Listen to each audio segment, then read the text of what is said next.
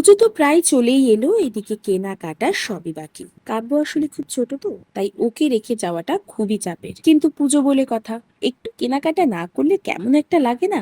তাই আজ ওকে নিয়েই বেরিয়ে গেছিলাম শপিং করতে। ও প্রথমবার শপিং মলে গেছিল তো, তাই একটু চিন্তা হচ্ছিল যে ও যদি কান্নাকাটি করে বসে তাহলে কি করব। তাই ভয়ে ভয়ে যত তাড়াতাড়ি পেরেছি শপিং শেষ করার চেষ্টা করেছি। যাওয়ার টাইমে দেখি বাবু ঘুমিয়ে কাদা, অথচ শপিং মলে ঢুকতে না ঢুকতেই দেখি ড্যাব ড্যাব করে সবার দিকে দেখছে। যাই হোক, ছেলের আর ওর বাবার জামা তো কেনাকাটা হয়ে গেছে, কিন্তু মামার জামা কিনতে গিয়ে নাজেহাল অবস্থা।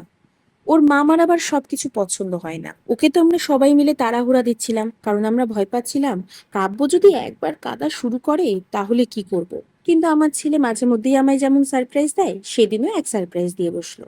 তোমাদের কাব্যবাবুর শপিং এ গিয়ে এত ভালো লেগেছে যে সে আর কি বলবো। তোমরা নিজেরাই শুনে নাও ওর মুখ থেকে ওর কতটা ঠিক ভালো লেগেছে। আর হ্যাঁ, ভিডিওটা ভালো লাগলে সাবস্ক্রাইব করতে ভুলো না কিন্তু। বুঝ ডেলি আসবে, এরকম ঘুরতে আসবে। তুমি কেনাকাটি করেছো? তোমার করেছো? কার? তোর?